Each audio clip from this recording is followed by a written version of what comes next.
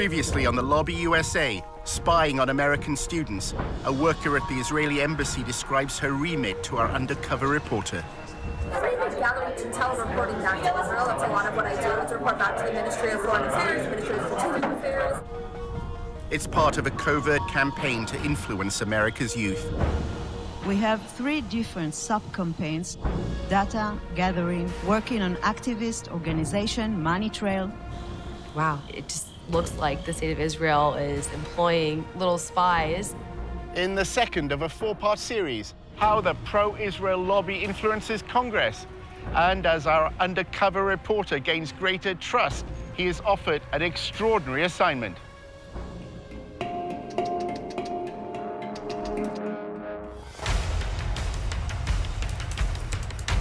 Using an undercover reporter, Al Jazeera's investigative unit infiltrates one of the most powerful lobbies in the world.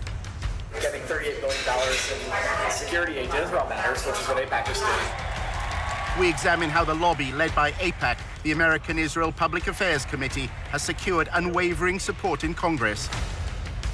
Congressmen don't do anything unless you pressure them, and the only way to do that is with money. What the lobby is all about is to make sure that Israel gets special treatment from the United States forever. But after occupying Palestinian lands for half a century, the pro-Israel lobby is facing a new challenge. We called for a full boycott of Israel, divesting from it, and eventually imposing sanctions on it to achieve UN-stipulated rights of the Palestinian people. A movement to boycott, divest, and impose sanctions on Israel, BDS, was formed on American campuses. It seems to be achieving its goals. It threatens future American support for Israel. We believe in justice for all people. So that means the occupation has to end. Israel's Ministry of Strategic Affairs responded with a covert operation to defeat BDS. אתה צריך לעשות את זה עם הרבה מאוד עמימות. זה לא גוף צבאי היררכי שאם הרגנו את X, אז כל הגוף מתחתיו לא פועל. So the Israeli government leverages Jewish organizations in the diaspora. Absolutely. It's a psychological campaign involving spying and smears. You discredit the messenger as a way of discrediting the message. Just stay on message. And what is that message? BDS is a hate movement. While our reporter monitored pro-Israel groups, he was asked to go undercover for the lobby. You're going into enemy territory, not for everybody.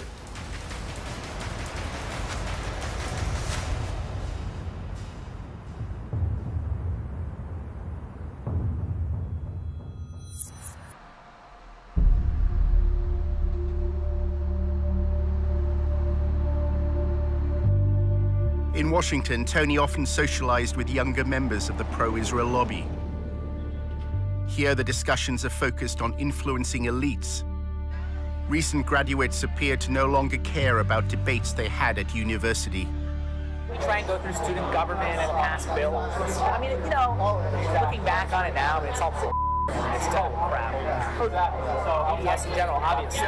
But also, it's just, I don't know, it doesn't do anything. I mean, fighting back against it has no practical effect. What has a practical effect is getting Congress to give Israel military aid.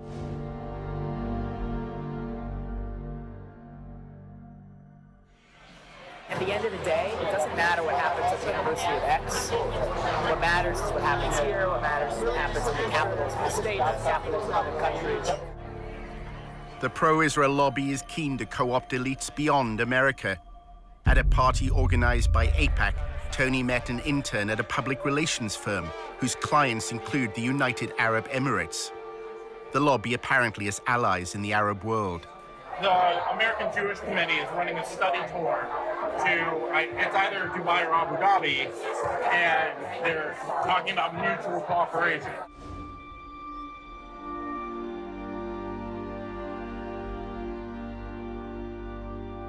What are the ties like between the UAE and Israel? They're getting so much better. Nobody knows. The governments have to coordinate on security. It's all under the table. They're on trade, security, tech, medicine. There's a lot of cooperation.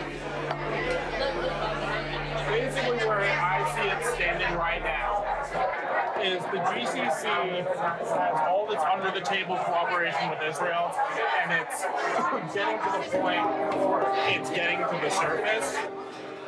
Does the UAE have a stake in BDS? They do run all the time the argument of Palestinian suffering and occupation. They do kind of toe that line, but that's because they have to save face in the Arab League. They're literally just trying to cover their bases. Are they actually helping out BDS in any way? They benefit from Israeli tech, so they're not going to boycott them. Why would they? Tony's boss at the Israel Project used to work at AIPAC, where debate about Israel's actions or Palestinian rights were rarely prominent. Does the war of ideas matter? I don't know. I know that getting $38 billion in security aid to Israel matters, which is what AIPAC just did. It's what I'm proud to have been a part of for so long.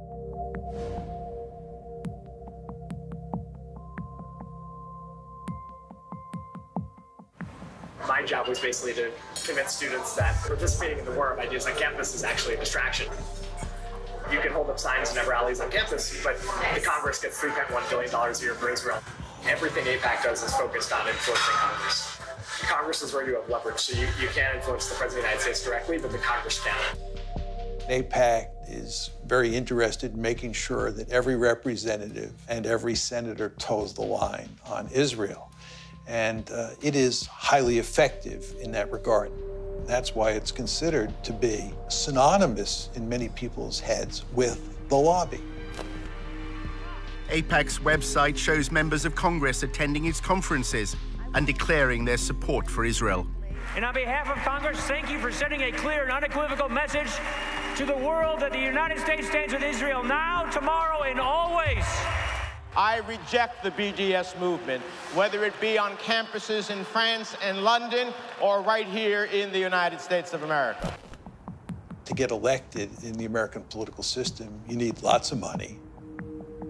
What AIPAC does is it makes sure that money is funneled your way if you're seen as pro-Israel, and it'll go to significant lengths to make sure that you stay in office if you continue to be staunchly pro-Israel.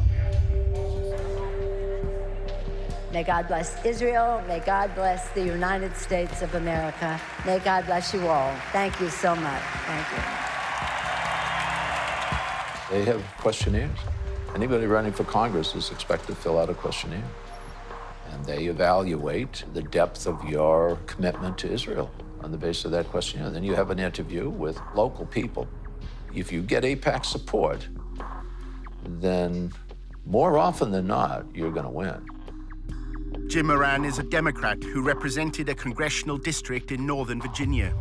You realize it's not just the money, it's the number of concerned activists. They'll send out postcards, they'll make phone calls, they'll organize. I mean, that's the democratic process. They understand the democratic process.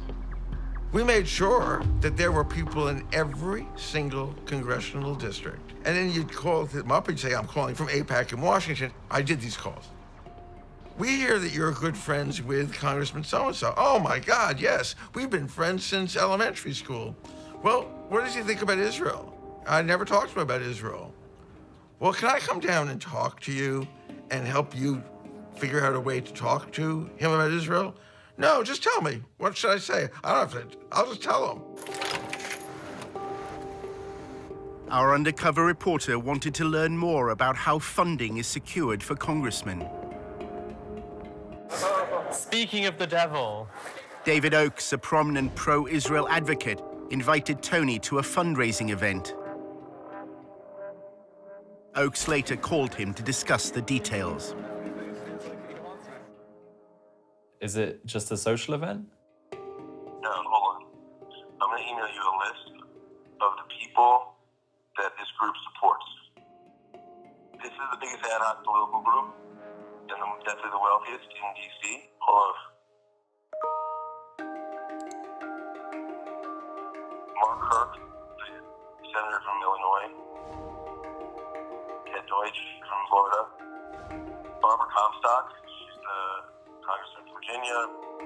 Richard Byrd from Carolina, Kelly Ayotte, who's fantastic. She's in the Arms Committee. They'll walk in the room and they'll say everything here is off the record. And then they'll say, here's a little bit about me, and then people will ask very specific questions. The fundraiser was being held in a wealthy suburb of Washington. The APAC group, it makes a difference. It really, really does. It's the best bang for your buck, and the networking is phenomenal. Congressmen and senators don't do anything unless you pressure them. They kick the can down the road unless you pressure them. And the only way to do that is with money. Right now, our current contribution limit from any person to a candidate is $2,700. Now, that's a lot of money, you know, and that can certainly buy some gratitude with the lawmaker. But if you really want to add punch to that type of buying of favors, what you do is you get 50 or 100 people together at an event like this, all chipping in $2,700, and then you bundle it all together and hand over the total amount to the lawmaker. At that point, we're talking anywhere up to $250,000. So suddenly you've got a group of people with the same demand they want from the lawmaker handing over $250,000. That buys a lawmaker. The fundraiser was for Anthony Brown, who ran for Congress in November 2016. This is direct spending. Brown's going to use that 30 grand to do ad campaigns. So they strategically pick the ones who are in the close regions that they want to build relationships with. So we want the Jewish community to go face to face in a small environment, 50, 30, 40 people, and say, this is what's important to us. We wanted to make sure if we give you money that you're going to enforce the Iran deal. That way, when they need something from him or her, like the Iran deal, they can quickly mobilize and say, look, we'll give you 30 grand. They actually impact it. He's actually saying we're buying these office holders. And that's the point. We're chipping in all this money so we can hand over $100,000 or $200,000 to the office holders so we can buy them. They're not supposed to advertise. There's all these advertising laws. I was surprised they had an invite. I've never seen an actual invite before. Oakes described a similar event he attended in New York, which included donors from Wall Street. In New York, with Jeff Talbot, we don't ask a goddamn thing about Palestinians. You know why? Because it's a tiny issue, that's why. It's a small, insignificant issue. The big issue is Iran. We want everything focused on Iran.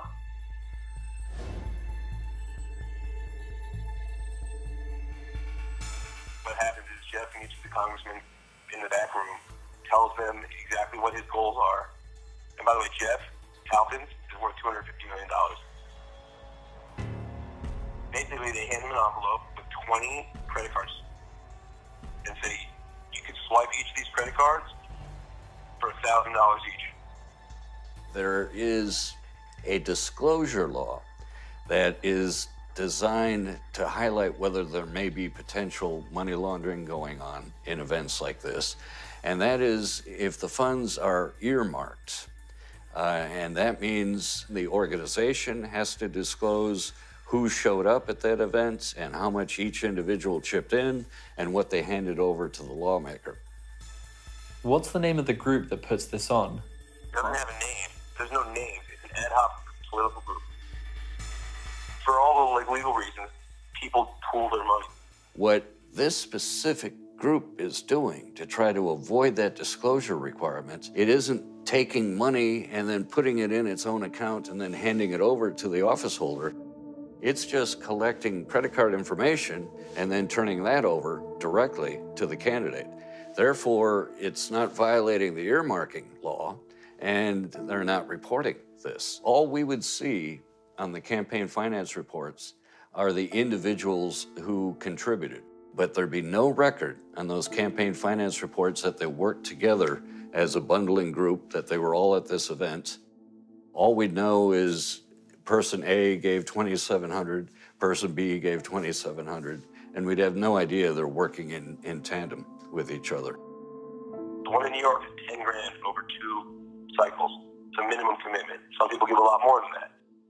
Whatever your commitment is, so like if you give $5,000, you Jeff will ensure that we don't go over the 2,600. You know what I'm saying? If one is at a meeting where person A wants to give $5,000, another person has only $100 to give, and that person gave $2,500 to the other person at that meeting as a gift, and they both therefore gave a total of $5,000, $5,100, would that be illegal?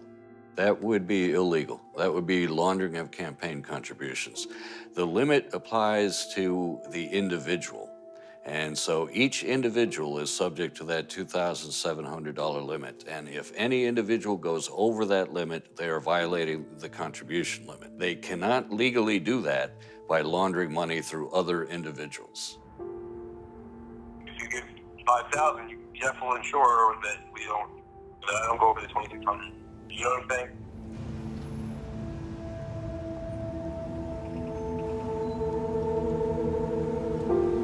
During a cab journey across Washington, Tony's boss at the Israel Project, Eric, spoke about his former job as a fundraiser for Jeb Bush.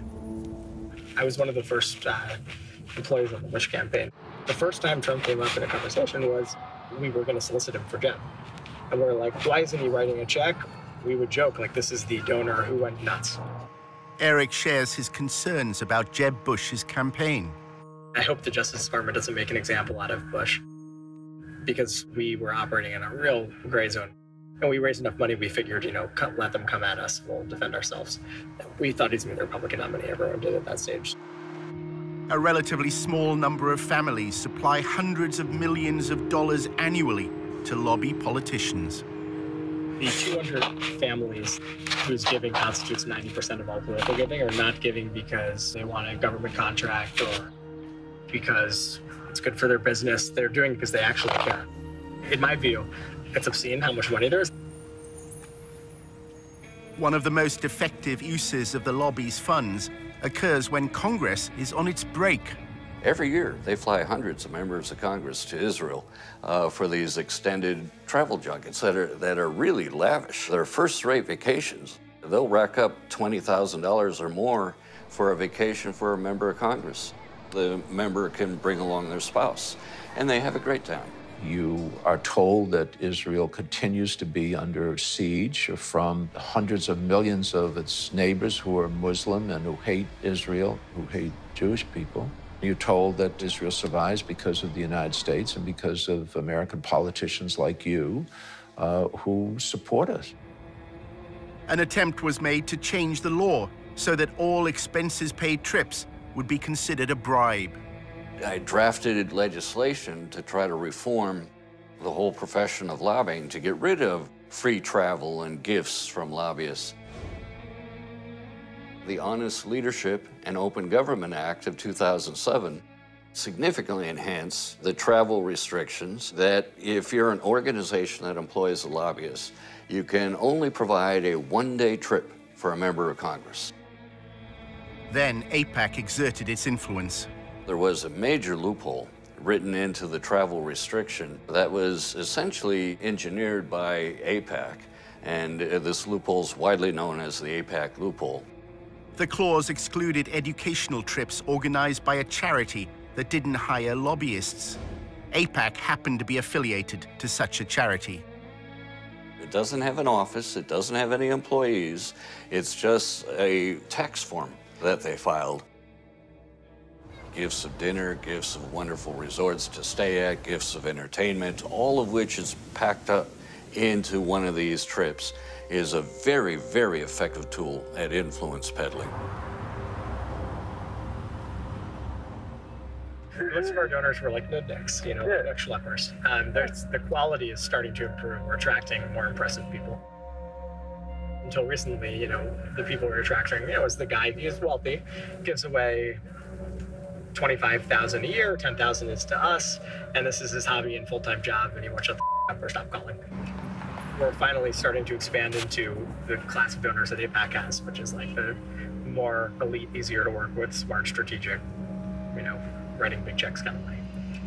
It takes just as much time to get a $10,000 check from someone as it does getting $500,000. The money raised by AIPAC doesn't just fund congressmen who support their goals. If you wander off the reservation and you become critical of Israel, you not only will not get money, AIPAC will go to great lengths to find somebody to run against you and support that person very generously. And the end result is you're likely to lose your seat in Congress. They threaten. They immediately threaten. Even if they know that AIPAC can't defeat them, AIPAC can make their lives more difficult. They can make sure that their next town meeting or something, some members of the Jewish congregation jump up and say, "But you're anti-Israel." In 2002, AIPAC was lobbying Moran to vote for the invasion of Iraq. The executive director of AIPAC said that his most important accomplishment was securing the authorization for the use of U.S. military force in Iraq. AIPAC was pushing it very hard. Why does AIPAC benefit from the United States going to war? The United States getting involved in wars in the Middle East is ultimately in Israel's interests, because we have a stake in the region. Congressman Moran refused to vote for the invasion, as AIPAC requested. There are compelling, fundamental reasons why this body should oppose this resolution. Then at a public meeting, he was asked a question. A Jewish woman actually stood up in a town hall. She said, why aren't more Jews involved in the marches against the war? I said, if the leaders of the Jewish community were opposed to the war, I think that would make a difference. The lobby reacted, claiming this was evidence of Moran's belief in a Jewish conspiracy that was leading America to war. There was a conservative rabbi in my district who was assigned to me, I assume, by AIPAC. And he had warned me that if I voiced my views about the Israeli lobby, that my career would be over, and implied that it would be done through the Post. And sure enough, the Washington Post editorialized brutally. Everybody ganged up.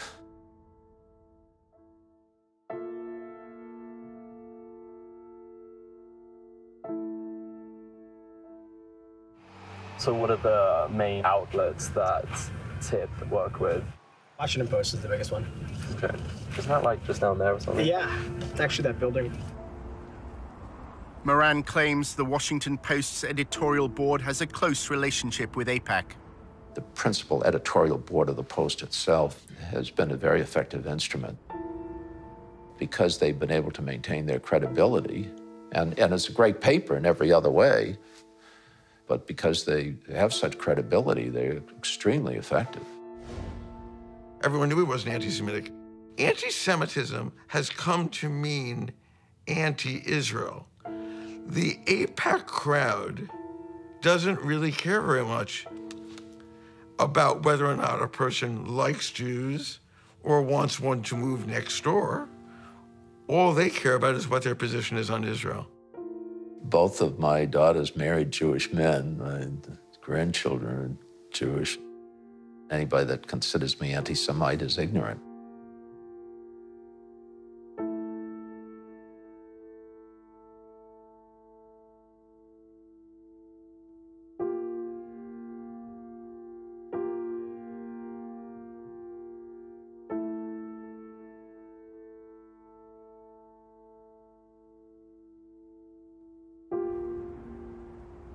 In part two, a battle over the definition of anti-Semitism on America's campuses. There are those who claim, oh yeah, we're trying to stop anti-Semitism, but what they're actually trying to do is stop advocacy for Palestinian human rights.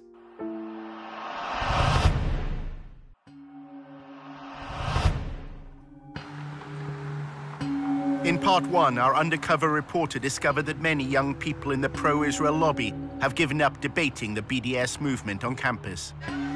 We try and go through student government and pass bills. I mean, you know, looking back on it now, it's all it's total crap. Fighting back against it has no practical effect. What has a practical effect is getting Congress to give Israel military aid. Tony was attending a party run by an advocacy group that he'd joined. A journalist then approached him with an extraordinary proposition. He wanted Tony to work undercover for the lobby at a meeting of BDS activists. for the Allgemeiner, and we're trying to recruit someone to go undercover just to go there and just see what's going on. And I think the person would get paid for it too.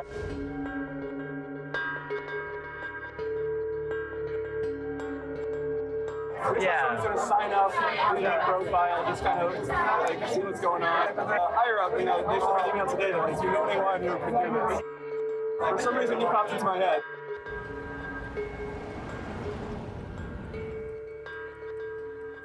A few days later, a journalist from the Allgemeiner contacted Tony. It would be undercover and has to be kept pretty quiet. We would like to have some recording device on your person. Any level of potential danger or, difficulty, violence or verbal assault, none of that concerns you or puts you off? No, because I think I'm pretty good at just being kind of zen in the face of verbal assaults. The Allgemeiner claims to be the fastest growing Jewish newspaper in America. It pays particular attention to events on college campuses. We're working on a project now about ranking U.S. universities and colleges in terms of their anti-Semitic and anti-Israel activity. We have a campus bureau that monitors this sort of behavior and these incidents and these campaigns all day long, all week long. The Allgemeiner often reports that anti-Semitism exists amongst pro-Palestinian student groups. The language that comes from those arenas move into that sphere of the new anti-Semitism, which is anti-Israelism. And that's a big focus at the Campus Bureau, looking at the blurring of those lines and where those boundaries have eroded. As journalists, right, exposure is the goal, exposing truth. In August 2016, a story in the Allgemeiner caused waves in Washington's pro-Israel circles. The thing that I'm working on, you might have seen the news recently about a cesspool of anti-Semitism at the University of Tennessee.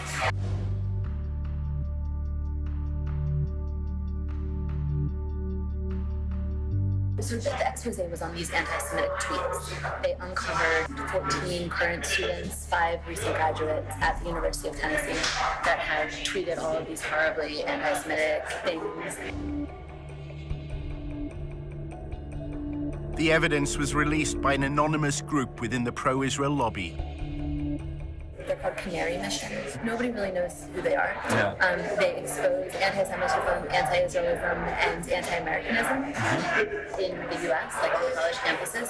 They study it and then release these expose reports, but they're secretive. They don't reveal who they are. The University of Tennessee is based in Knoxville, a quiet city in the east of the state. Tennessee is conservative and religious. The Christian church has political influence here. 6 out of 10 voters opted for Donald Trump. At the university, students and professors, including opponents of BDS, were taken aback by the headlines. It said that there was rampant anti-Semitism at the University of Tennessee. This was quite a shock. It was very surreal and strange. I didn't see anything happening on the ground. It all seemed to be internet-based. There's this international headline with our names and this defamation of our characters. It was the last thing that we were expecting to happen. I was surprised that they were targeting the University of Tennessee. I mean, there's just not a whole lot going on in Knoxville. It just seems such a benign target. Several tweets were clear-cut examples of anti-Semitism. Some failed to distinguish between Jewish people and the State of Israel. Others made vile references to the horrors of the Holocaust. There were definitely some very anti-Semitic things said, but it seemed to be by a limited number of students. Those tweets are horrible, and that should not be supported by anybody. One of the students, there were tweets from when they were 14, 15, and 16 years old. People do and say stupid things. Students who were campaigning for Palestinian equal rights were immediately suspicious, believing the Allgemeine had another motive in running the headline. The way that I saw that article was that to discredit some of the work that we were doing, they threw in these people who are a part of the Muslim community or a part of the Arab community around Knoxville, and things that they had said, things that they had done. They were very old, a lot of times before people had gotten to college. I think this is just old stuff that's being dug up for lack of any other material. I was really horrified that you had essentially this blacklist of students. The list included Summer Awad, a Palestinian American. She was accused of supporting terrorism after sharing a Facebook post. In that image, I mean, all it is showing different tools of Palestinian resistance. One of them's BDS, one of them's stones, and the one that they circled happens to be the knife. They obviously have much bigger weapons than the Palestinians can even imagine having, but they're just able to frame this image of violence and to frame this image of defending themselves. Shortly after being named by Canary Mission, posters and flyers linked BDS supporters to Hamas. There was a list of most of the names of the students that were mentioned in the Canary Mission. All I kept seeing were flyers all over the place. Like, they'll put it on cars, they'll put it on side tables in the student centers and stuff like that. That kind of scared me, to think that there are actually people physically on campus posting these things. Back in Washington, Aviva is drafting a letter to the University of Tennessee on behalf of the Brandeis Center. They want the university to take a stand. We're telling them that basically they need to issue a stronger statement. They need to investigate the students that were involved. They need to offer education and training. In addition to drawing attention to those responsible for anti-Semitic tweets, their orchestrated release served another purpose. It's part of a wider campaign by the pro-Israel lobby.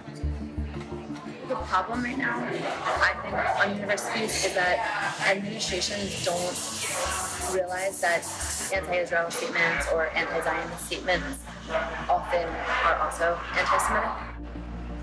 To find out what anti-Semitism means for the lobby, Tony visits Aviva's boss at the Brandeis Center for Human Rights in Washington. Despite its name, it's a pro-Israel lobby group. Hi. It's great to finally meet you. Really good to meet you. Kenneth Marcus is involved in the lobby's attempt to redefine anti-Semitism in a way that could include criticism of the state of Israel. Right now, the challenge is that there are people who say, you know what, anti-Israel politics have nothing to do with anti-Semitism. Well, you've got to show that they're not the same, but they're not entirely different either.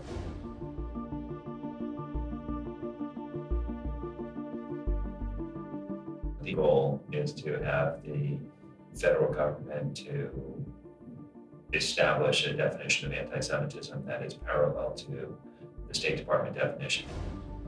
The US State Department defines anti-Semitism using a three-point test known as the 3 Ds.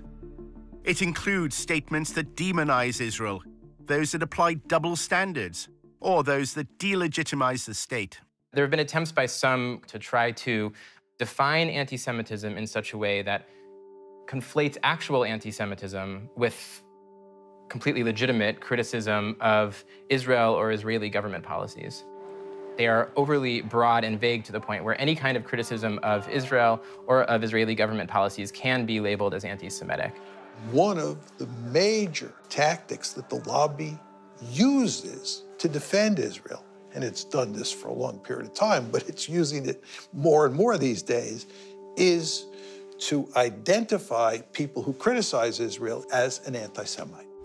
The letter that Aviva was sending called for the University of Tennessee, Knoxville to address a long-standing problem of anti-Semitism on campus.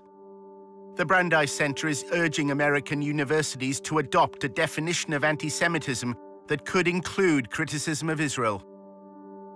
We are trying to get universities to adopt a uniform definition, whether it's the state department's definition or a similar version of it, because then we think that the administrators would be able to understand anti-Semitism better and discipline students for hateful and discriminatory actions. The Brandeis Center also wanted the university to screen what they described as a path-breaking film called Unmasked Judeophobia. It was made by a member of staff at the university and featured Kenneth Marcus. It is now socially acceptable to say lots of different things that were not acceptable in the past. Anti-Israelism and anti-Semitism is one example. It tries to make the claim that Muslims have adopted Nazi-like anti-Semitism and are going to essentially lead the next Holocaust on the Jews. The film positions anti-Semitism at the heart of the BDS movement. It was not sponsored by the chancellor, but it was held at the law school, and Ken Marcus did attend. It was screened on the day that commemorates victims of the Holocaust. The film was not appropriate for Holocaust Remembrance Day. As a scholar of the Holocaust and anti-Semitism, I would just say the film's conclusions didn't meet scholarly standards. Exactly why Washington's pro-Israel lobby is concerned by events in Tennessee is at first hard to understand, until one considers the growth of evangelical Christianity in the southern states. Tennessee is a Bible Belt state, and the capital of Tennessee is known as the buckle of the Bible Belt. And that good old Southern Christian culture is very strong here, and a big part of that has now become this rhetoric of Christian Zionism.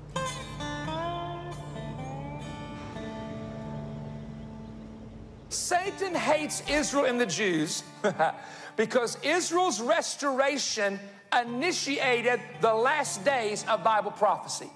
Christian Zionists believe that for the end of times to come, for Christ to return, it's necessary for Israel to control all of what was historically considered to be Israeli territory. Based on prophecy, Jesus Christ could never have returned for the church to resurrect the dead in Christ until Jerusalem was first in the hands of Israel and the capital of Israel. Christian Zionists and Christian organizations that lobby on behalf of the Israeli government, a lot of them have a theology which I think is in many ways anti-Semitic. The Jews have to leave the West. It says in your Bible, God will bring them back to Israel from the West.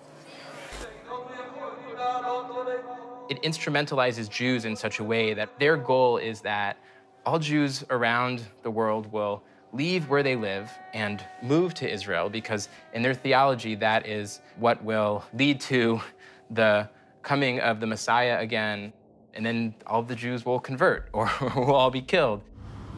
Leaders of the Christian Zionist lobby threw their weight behind the Trump election campaign.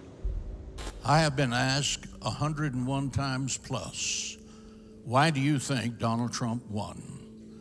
And I have an immediate answer. Because he was the only one that was blessing Israel.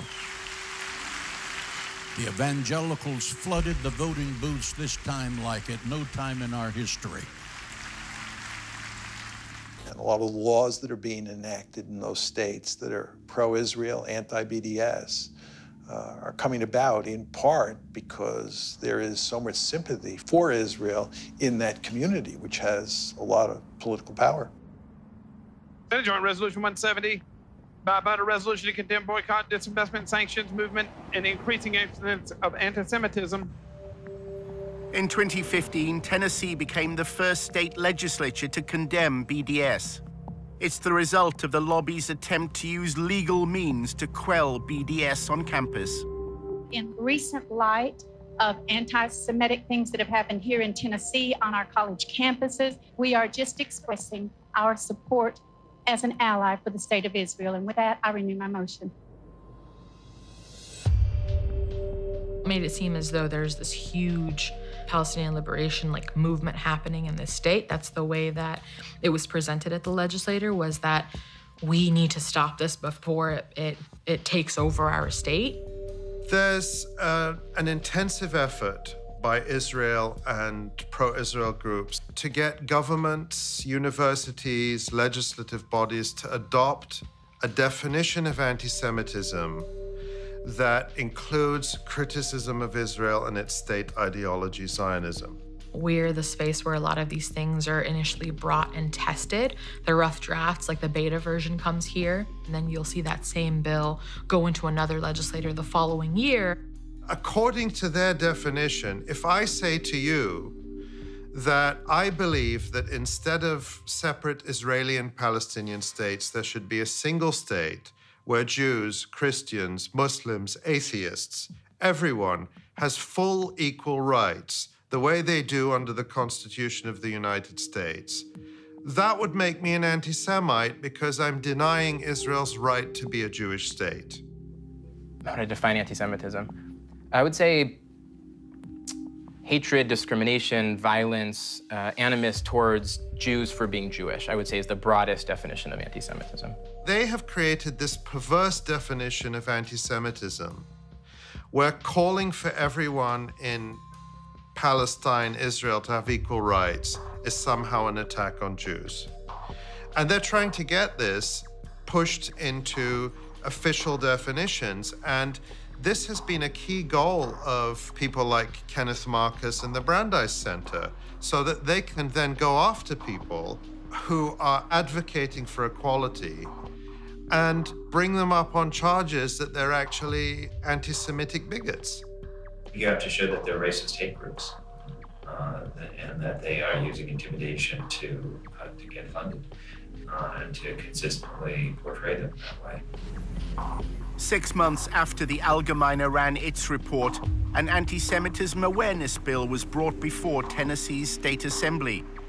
The bill incorporates the 3Ds definition, which can include criticism of Israel. Kenneth Marcus gave evidence.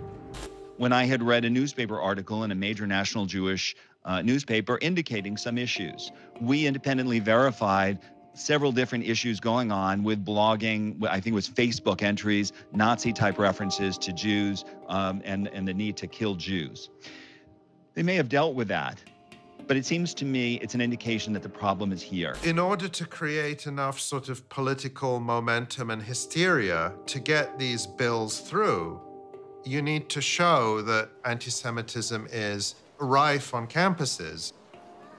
You see groups like the Brandeis Center jumping on headlines which are very dramatic and very scary.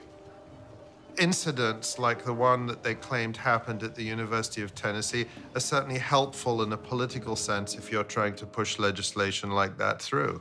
A right to exist. Aviva Vogelstein also traveled to Tennessee. If a student on a campus says, from the river to the sea, Palestine will be free, meaning that from the Jordan River to the Mediterranean Sea, there will be no state of Israel, that would be considered anti-Semitic.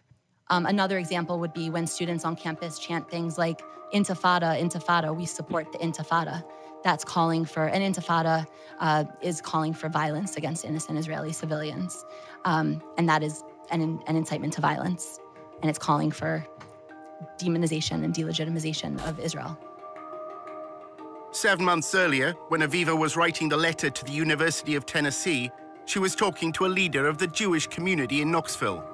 It seems that she told Aviva that the University of Tennessee doesn't have a long-standing problem of anti-Semitism.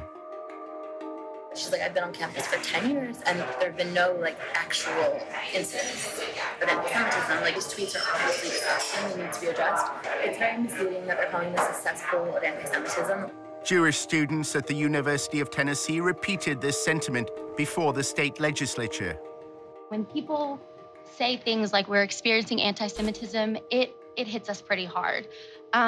When we were told that this was being said about our university and the climate at our university, we were really confused because we had never heard about any form of anti-Semitism that was happening on our campus. So this was kind of, the first thing to come to us. So if we're the students who are supposed to have been affected by this so-called climate, you would think we would kind of know about it before. There's no evidence that there's sort of an atmosphere of intimidation against Jewish students. Once you look behind the headlines at Tennessee, that's what everybody said. I think it's important to highlight that any allegations that this bill is based off of, those allegations are purely external allegations, meaning they're coming from all over the country except for Tennessee. Everybody agreed on that. The only people who didn't agree were the people coming from outside the university, Kenneth Marcus and others, who have the agenda to present the University of Tennessee and other campuses as dangerous places for Jewish students. One of the consequences of the allegations of anti-Semitism has been to temper activism for Palestinian equal rights. You can look at this campus in the last 8 months and see that there has been little to no activism on that forefront. I would say last year this time, we had a new sort of like adrenaline underneath us, and then this kind of completely killed our fire. And it was hard to gain that momentum once again. Remember that there's 2 steps in the lobby's game plan. The first is to put out a story that's very favorable to Israel. But the second step is to do everything possible to minimize the amount of debate there is about Israel and silence the other side as much as possible. After Aviva spoke to Jewish students in Tennessee, she also learned that their greatest concern is unrelated to pro-Palestinian activism. BDS is not a real movement on the campus. Students for Justice in Palestine, which has like a large following nationwide, has like very few active student members. We mostly only have problems with Christians trying to proselytize the Jewish students, because in the South it is happening. Everyone is so like, it's like evangelical. I find it incredibly troubling that at a time when we see a rise in real broad daylight anti-Semitism in the United States, there are those who claim, oh yeah, we're trying to stop anti-Semitism, but what they're actually trying to do is stop advocacy for Palestinian human rights. A short time later, the Allgemeine contacted Tony once more to discuss his proposed mission to work undercover at a BDS event. The editor explained what they wanted. One of the projects that we've been looking to do for quite a while is to try and infiltrate some of these groups, get undercover and discover what they're about from the inside. You explain the war, it's a hostile environment and there's some risk involved. The goal would really be to uncover any evidence of not just bias, but, you know, real bigotry. The correlation between the BDS movement and hatred of Jews. Tony is given a list of persons of interest. They're all on the Canary Mission website. Go to canarymission.org. Have you heard of Canary Mission? A little bit. Could you tell me about it? People who hate it, the people who are being targeted by it, call it a blacklist. You have names here that show up on this database. Students and professors, faculty, speakers, organizations that have ties to terrorism, outright ties to terrorism, or terrorists who have called for the destruction of the Jewish state. Despite running Canary Mission's Tennessee expose, the Allgemeine staff say Canary's identity is still a mystery. It's an anonymous site. Nobody has any idea who's actually running this thing, and people have tried and looked into it. If you're on board in terms of concept, then I guess the next thing we just need to figure out is the money. Can we wait for a follow-up email from you? Does that make sense? Yeah, sure. I should get that to you within the next 24 hours.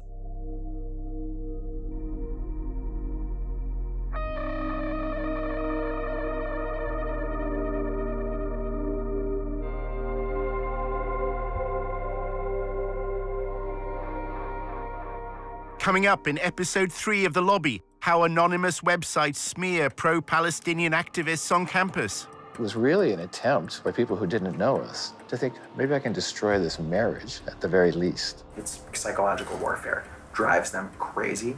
They're terrified of Canary Mission. And we reveal for the first time the people behind Canary Mission.